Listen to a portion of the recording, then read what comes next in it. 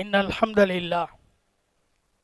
لله الذي هدانا لهذا وما كنا لنهتدي لولا أن هدانا الله والصلاة والسلام على أشرف الأنبياء سيد المرسلين محمد وعلى آله وأصحابه ومن تبعهم بإحسان إلى يوم الدين أما بعد فقد قال الله سبحانه تبارك وتعالى في محكمه التنزيل وهو أصدق القائلين أعوذ بالله من الشيطان الرجيم بسم الله الرحمن الرحيم وسارعوا إلى مغفرة من ربكم وجنة عرضها السماوات والأرض وأعدت للمتقين صدق الله مولانا العظيم وقال نبينا صلى الله عليه وسلم التائب من الذنب كمن لا ذنب له صدق رسول الله ஸல்லல்லாஹு அலைஹி வஸல்லம். ஏக வல்லவன் அல்லாஹ்வை முதற்கண் போற்றி புகழ்ந்தவனாக, ஸலவாத்தும் சலாமும் அல்லாஹ்வுடைய அருமை திருத்தூதர் அல்லாஹ்வினுடைய அருட்கொடை நபிகள் நாயகம் ஸல்லல்லாஹு அலைஹி வஸல்லம் அன்னவர்கள் மீதும், அவர்களை பின்பற்றி வாழ்ந்த உத்தம சஹாபாக்கள், தோழர்கள், துயர்ந்தவர்கள், குடும்பத்தினர்கள் மீதும் ஸலவாத்தும் சலாமும் சொல்லி என்னுடைய இந்த உரையை ஆரம்பம் செய்கிறேன். கண்ணியத்துக்கும் மரியாதைக்கும் உரிய உலமாக்களே, மரியாதைக்குரிய ஹாஃபில்களே, அன்பான அல்லாஹ்வுடைய நல்லடியார்களே, அருமையான சகோதரர்களே, புண்ணியம் பூத்து குலுங்கும் கண்ணியமான ஒரு ரமலானை கண்ணுக்கு குளிர்ச்சியாக, கல்புக்கு மகிழ்ச்சியாக அல்லாஹ் நமக்கு அளித்திருக்கின்ற மகத்தான அருட்கொடை இந்த நிஅமத்தை இன்று நாங்கள் ஒவ்வொருவர்களும் சுவைத்து கொண்டிருக்கிறோம், ருசித்து கொண்டிருக்கிறோம், அனுபவித்து கொண்டிருக்கிறோம். அல்லாஹ் தந்த நிஅமத்தை எவ்வாறு நாம் அனுபவிக்கிறோம் என்பதையும் அல்லாஹ் நம்மிடத்திலே இருந்து கணிப்பீடு செய்து கொண்டிருக்கிறார். பயிற்சி பாசறையாக மனிதனுக்கு பண்பாடுகளையும் பழக்க வழக்கங்களையும் பயிற்றுவிக்கின்ற ஒரு பயிற்சி பாசறையாகத்தான் இந்த ரமலான் நம்மிடத்திலே வந்திருக்கிறது. மனிதனை மனிதனாக, மனிதனிலும் புனிதனாக புடம் போடப்படுகிறான் இந்த மனிதன். மனிதனுடைய நடவடிக்கைகள், செயல்பாடுகள், ஒழுக்க விழுமியங்கள், கட்டுப்பாடுகள் சிறந்த முறையிலே பேணப்படுவதற்கான ஒரு மகத்தான பயிற்சியை இந்த சிறப்புமிக ரமலான் இன்று நமக்கு தந்து கொண்டிருக்கிறது.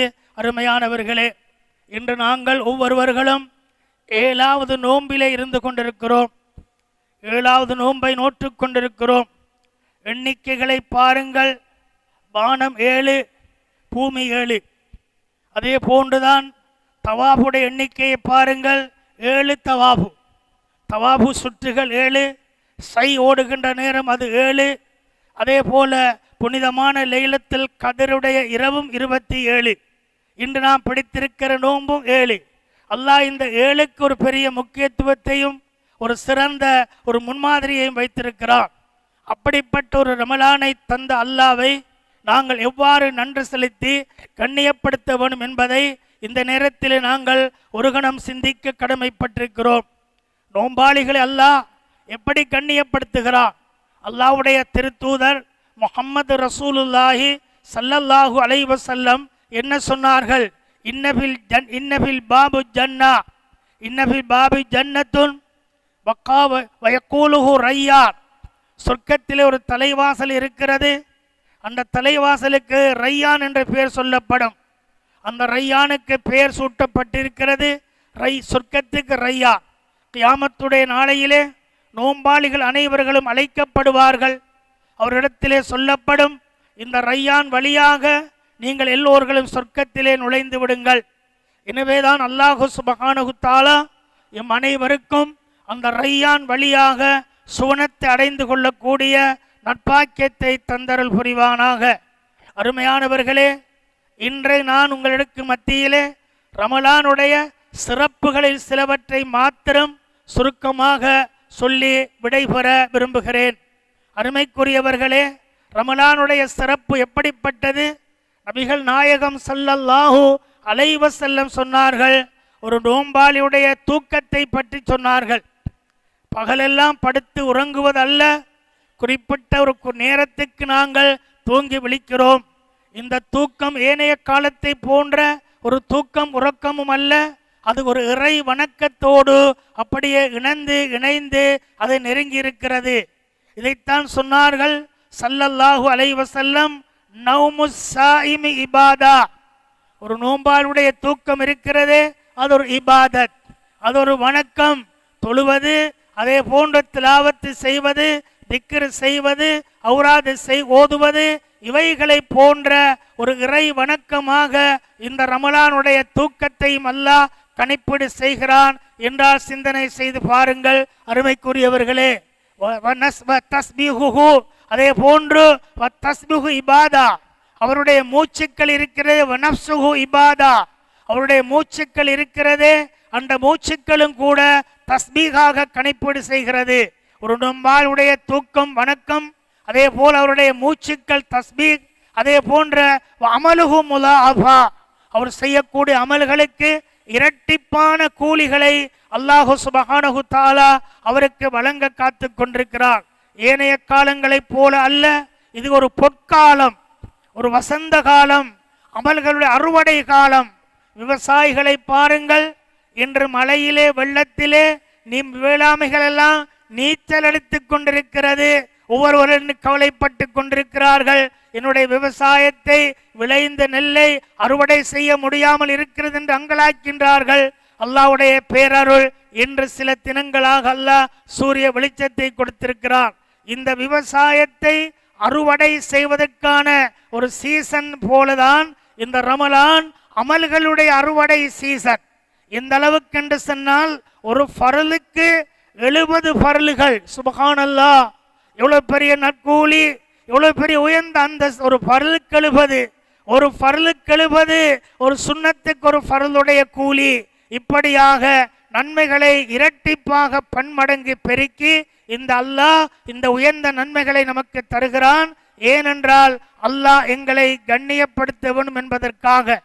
நபிகளார் முஹம்மத் ஸல்லல்லாஹு அலைஹி வஸல்லம் சொன்ன ஒரு விடயம்தான், ஒரு நோம்பாளிக்கு என்னுடைய ஏனைய உம்மத்தினர்களை விட, ஏனைய சமுதாயத்தர்களை விட என்னுடைய உம்மத்தினர்களுக்கு அல்லாஹ் 5 வகையான சிறப்புகளை கொடுத்திருக்கிறார்.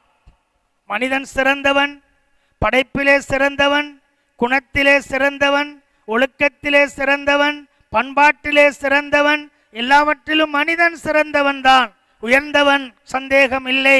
ஒவ்வொருடைய செயல்பாடுகளை பொறுத்து லகத் ஹலக்னல் இன்சான ஃபீ அஹ்ஸனி தக்வீம், நாம் நிச்சயமாக மனிதனை ஒரு சிறந்த ஒரு அழகான படைப்பாக நாம் படைத்திருக்கிறோம் என்று வர்ணிக்கின்ற அல்லாஹ் தும்ம ரதத்னாஹு அஸ்ஃபல சாஃபிலீன், அவர்களுடைய நடவடிக்கைகளின் பொறுப்போர்களாகத்தான் அவர்கள் மிக மோசமான ஒரு நிலைமைக்கு தள்ளப்படுகிறார்கள்.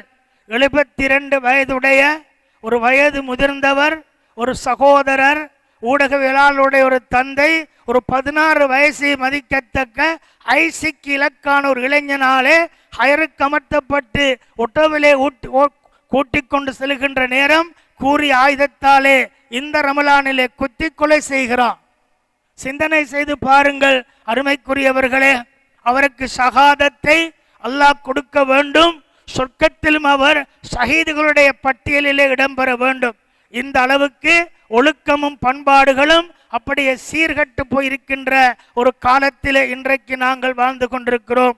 அருமையானவர்களே, சிறையிலே இருக்கின்ற தன்னுடைய நண்பனை சந்திப்பதற்காக ஒரு பெண்மணி போகிறாள். அந்த அவள் கொண்டு போகக்கூடிய அந்த உணவிலே எதை பூசிக்கொண்டு போகிறாள்? ஐஸை தடவி கொண்டு போகிறாள் கொடுப்பதற்காக. அதை உடனே அவர்கள் சிஐடிகள் கண்டுபிடித்து அரெஸ்ட் பண்ணுகிறார்கள். இந்த அளவுக்கு போதைப் பொருள்களுடைய பாவனைகள் உலகத்திலே இன்று கொடிகட்டி பறந்து கொண்டிருக்கிறது. மனிதனுடைய குணங்களும் பண்பாடுகளும் பழக்க வழக்கங்களும் அப்படியே தலைகீழாக நின்று தடம் புரண்டு கொண்டிருக்கிறது. சும்ம ரதத்னாஹு அஸ்ஃபல சாஃபிலின் என்று அல்லாஹ் அதைத்தான் வர்ணிக்கிறார். அதே போல நபிகள் நாயகம் ஸல்லல்லாஹு அலைஹி வஸல்லம் 5 சிறப்புகளை சொன்னார்கள். அது எந்த உம்மத்துக்கும் கொடுக்கப்படாத சிறப்பு.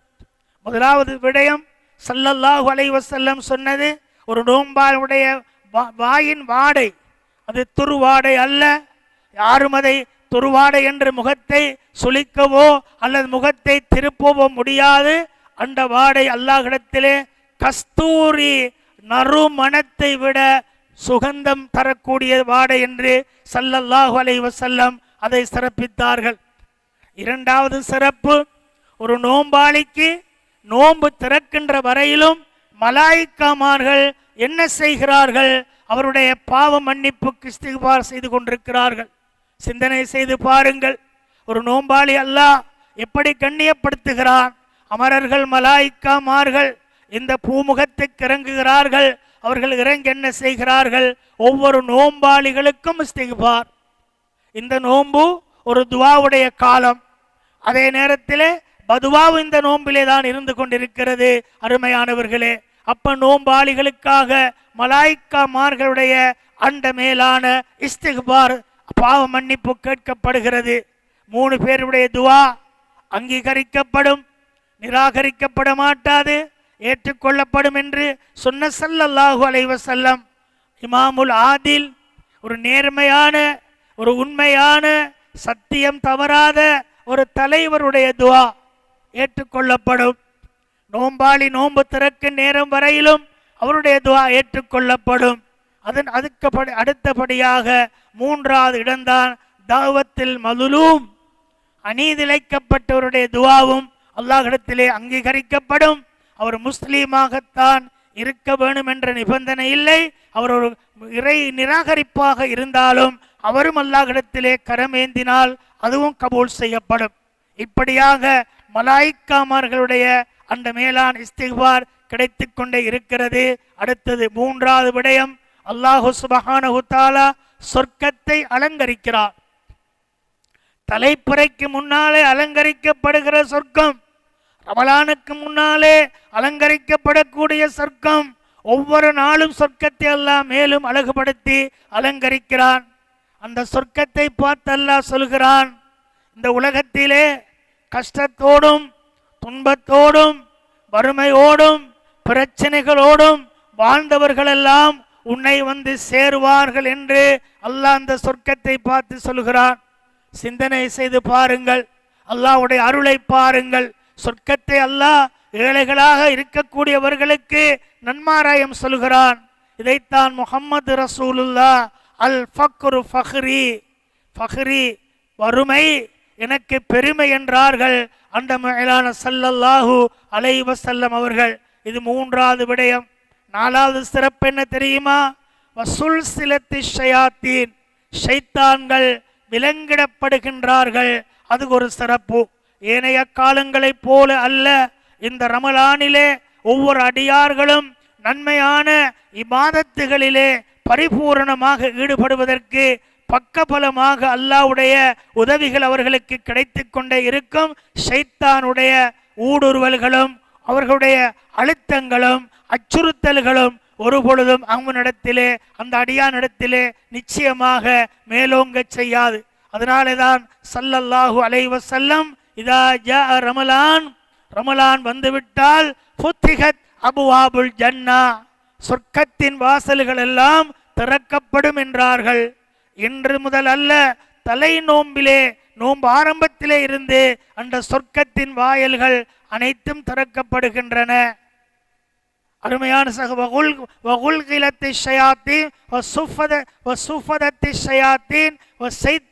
அப்படியே விலங்கிடப்படுகிறான்.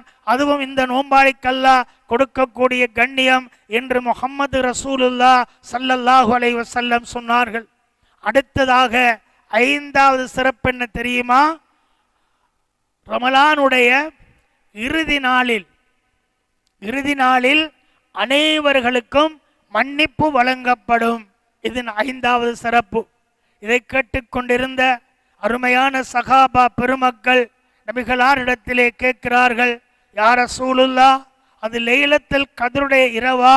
இப்படி மன்னிப்பு வழங்கப்படக்கூடிய இரவு என்று கேட்கின்ற பொழுது மேலான ஸல்லல்லாஹு அலைஹி வஸல்லம் சொன்ன பதில், இல்லை. ஒரு வேலைக்காரன் ஒரு வேலையை செய்துவிட்டு கூலி எதிர்பார்ப்பதை போல அவர்களுக்கு கூலியை வழங்குகின்ற நாள் அந்த இரவுதான், அந்த இறுதியான இரவு என்று உயர்தரமான அந்த முஹம்மத் ஸல்லல்லாஹு அலைஹி வஸல்லம் சொன்ன விடயம். இந்த 5 சிறப்புகளும் இந்த நோம்பாளிகளுக்கு கிடைத்து கொண்டே இருக்கிறது. ஜன்னத்துடைய சொர்க்கத்தை அல்லாஹ் அவர்களுக்காக ஏற்படுத்தி கொண்டிருக்கிறான். துஆக்கள் அங்கீகரிக்கப்பட்டு கொண்டிருக்கிறது. எந்த நேரத்திலும் ஒரு நோம்பாளியுடைய நோம்பினுடைய நோக்கங்கள் பரிபூர்ணத்துவம் பொருந்தியதாக அமைய வேண்டும். அருமைக்குரியவர்களே, அது மாத்திரமல்ல, ஸல்லல்லாஹு அலைஹி வஸல்லம் இன்னும் ஒன்றை சொன்னார்கள், சூமு தஸிஹு, நீங்கள் நோன்பு நோற்று கொள்ளுங்கள், நலன் பெறுவீர்கள். அல்லாஹ் நோன்பு பிடிப்பதன் மூலம் மனிதனுடைய ஆரோக்கியத்துக்கும் அல்லாஹ் ஒரு உந்து சக்தியாக இந்த நோன்பை வைத்திருக்கிறார். நாங்கள் நினைக்க கூடாது, நான் உடல் நல குறைவோடு இருக்கிறேன், அதுக்காக நோன்பு பிடிக்கிறேன் என்ற நோக்கம் நமக்கு வரக்கூடாது. படைத்த அல்லாஹ் கடமையாக்கிய நோன்பை அவனுக்காக நான் பிடிக்கிறேன் என்ற எண்ணத்தோடு நீயத்தோடு ஒரு சகோதரர் நோன்பு பிடிப்பார் என்றால் என்ன செய்யப்படும்? அவருக்கு அல்லாஹ் ஆரோக்கியத்தை கொடுக்கிறார். உலகத்திலே 2 நிஅமத்துகள் இருக்கிறது. நபிகள் நாயகம் ஸல்லல்லாஹு அலைஹி வஸல்லம் சொன்ன விடயம், நிஅமத்தானி மக்பூனுன் ஃபீஹிமா கதீர். இந்த உலகத்திலே அல்லாஹ் கொடுத்த 2 அருட்கொடைகள், அந்த அருட்கொடைகளிலே சிலர், அநேகமானவர்கள் அதை விரயம் செய்கிறார்கள், வீணடிக்கிறார்கள்.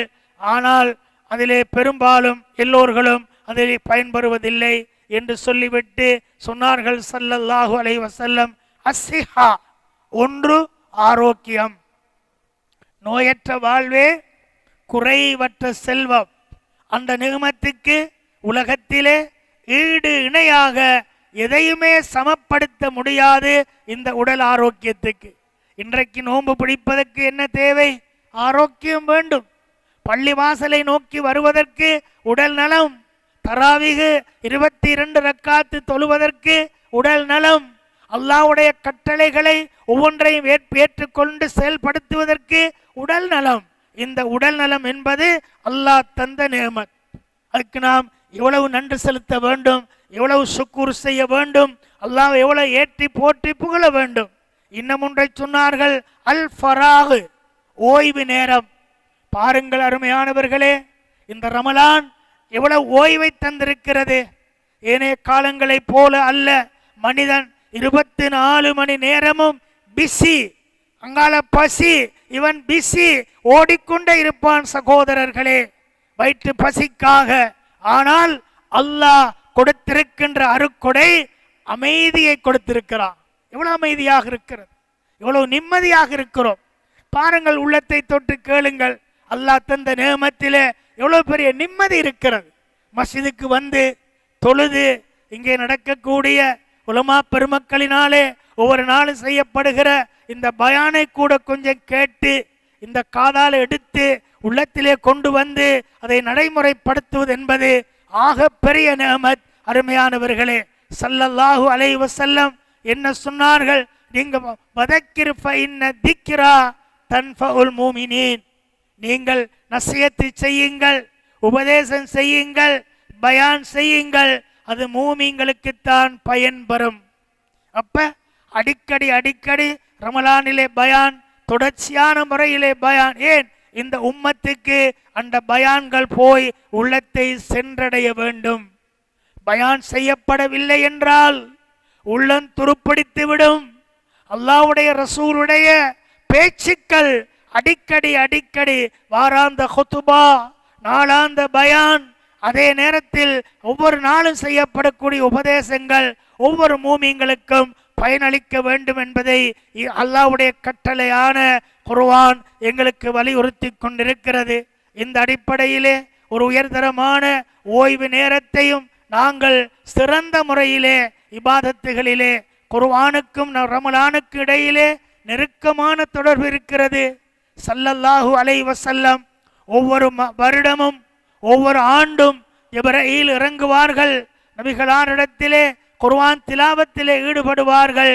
நபிகளார் ஓத ஜிப்ரீல் கேட்பார்கள், ஜிப்ரீல் ஓத ஸல்லல்லாஹு அலைஹி வஸல்லம் கேட்பார்கள். வழமைக்கு மாறாக அந்த வருடம் 2 முறை பூமிக்கு இறங்கி விட்டார்கள். ஒவ்வொரு முறையும் இறங்க வேண்டிய ஜிப்ரீல் 2 முறை பூமிக்கு இறங்கி விட்டார்கள். இப்போது இறை தூதர் ஸல்லல்லாஹு அலைஹி வஸல்லம் ஜிப்ரீல் இடத்திலே கேட்கிறார்கள், வளமைக்கு மாறாக ஒவ்வொரு முறையும் பிரசன்னமாகின்ற விஜயம் செய்கின்ற நீங்கள் இந்த ரமலானில் மாத்திரம் 2 தடவைகள் பூமுகத்துக்கு இறங்கி விட்டீர்களே, என்ன காரணம்? இப்ப சொன்னார்கள் ஸல்லல்லாஹு அலைஹி வஸல்லமை பார்த்து ஜிப்ரீல் ரூஹுல் அமீன் சொன்னார்கள், யா ரசூலுல்லாஹ், யா முஹம்மதே, உங்களுடைய அஜல் நெருங்கி விட்டது.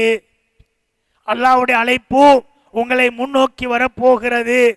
அடுத்து வரும் ரமலான் உங்களுக்கு இல்லை, இந்த ரமலான் உங்களோடு முடிவடைகிறது.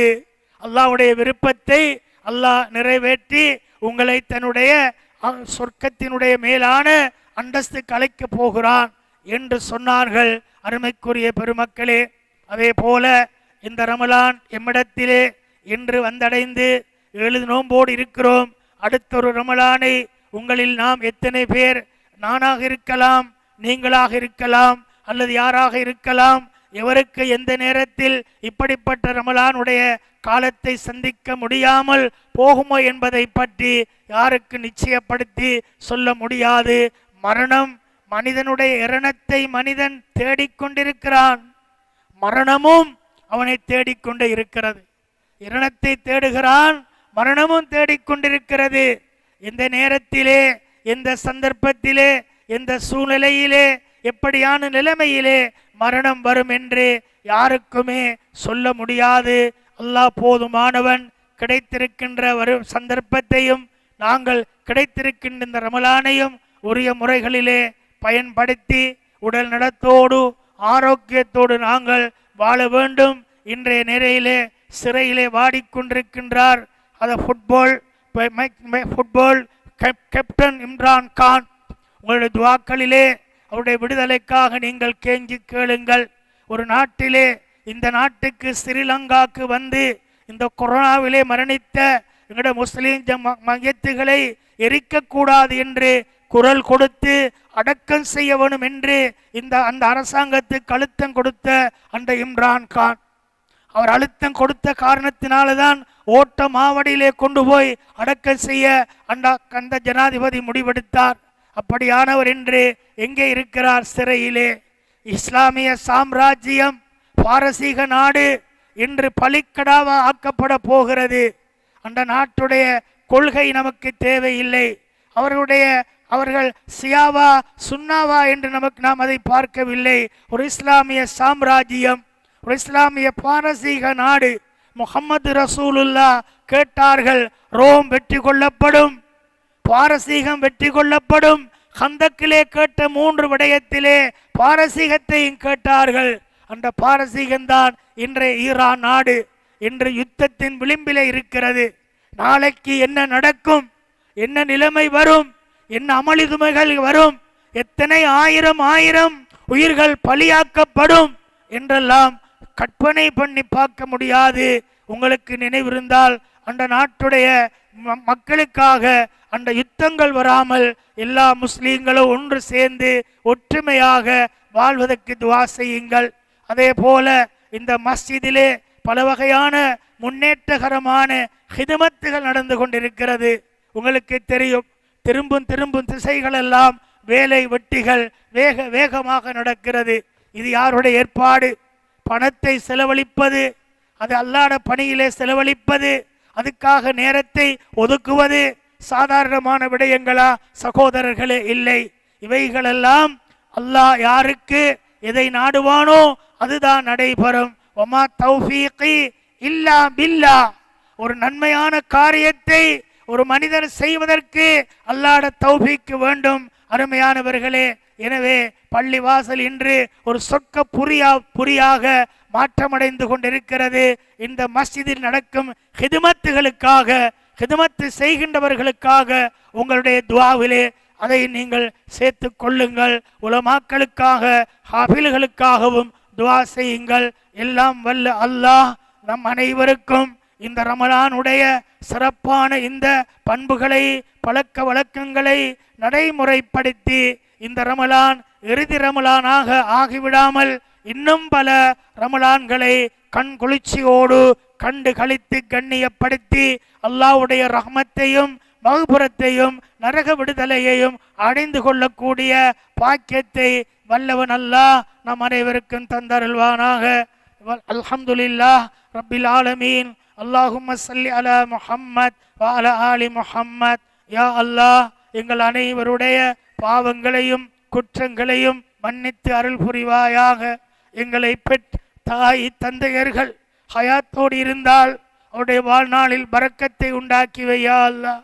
அவர்கள் மண்ணறையிலே கபறுகளிலே அவர்கள் இன்று நிரந்தரமான கபருடைய வாழ்க்கை அனுபவித்துக் கொண்டிருக்கிறவர்களுக்கு உடைய கபர்களை சுவனத்தினுடைய உயர்ந்த பூஞ்சோலைகளாக நீ ஆக்கி தருவாயாக.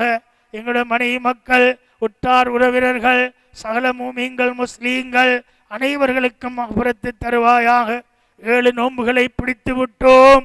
இந்த 7 நோன்புகளையும் யா அல்லாஹ் நீ எங்களிடத்தில் இருந்து கபூல் செய்வாயாக. இன்னும் இருக்கக்கூடிய இதர நோன்புகளையும் நிரப்பமான முறையிலே நோட்பதற்குரிய உடல் நலத்தை உன்னிடத்திலே கேட்கிறோம், தந்தருள்வாயாக. ஆரோக்கியத்தை தந்தருள்வாயாக யா அல்லாஹ். எங்கள் மத்தியிலே யாரெல்லாம் நோய்வாய்ப்பட்ட நிலையில் இருக்கிறார்களோ அவருடைய நோய்களை குணப்படுத்துவாயாக. கவலையோடும் கஷ்டத்தோடும் இருக்கின்ற மக்களுடைய கண்ணீர்களை துடைத்து விடியா அல்லாஹ். வறுமையிலே வாழுகிற மக்களுடைய வறுமைகளை போக்கி விடியா அல்லாஹ். கடன் தொல்லைகளுக்கு அகப்பட்டு கொண்டிருக்கின்றவர்களுடைய கடன் தொல்லைகளில் இருந்து அவர்களுக்கு விடுதலையை தருவாயாக. இந்த மஸ்ஜிதில் நடக்கக்கூடிய ஹிதுமத்துகளையும் அதை செய்கின்ற நிர்வாகிகளையும் யா அல்லாஹ் நீ கபூல் செய்து அவர்களுக்கு இம்மையினுடைய மறுமையினுடைய இணையற்ற நற்கூலிகளை தந்தருள் புரிவாயாக. எங்களுடைய ஹலாலான அனைத்து ஹாஜத்துகளையும் கபூல் செய்து எங்களுடைய துஆக்களை ஏற்றுக்கொள்வாயாக. வஸல்லல்லாஹு தஆலா வஸல்லம அலா கைரி ஹல்கிஹி சய்யிதினா முஹம்மதின் وعلى آله وأصحابه أجمعين. سبحان ربك رب العزة عما يصفون وسلام على المرسلين والحمد لله رب العالمين.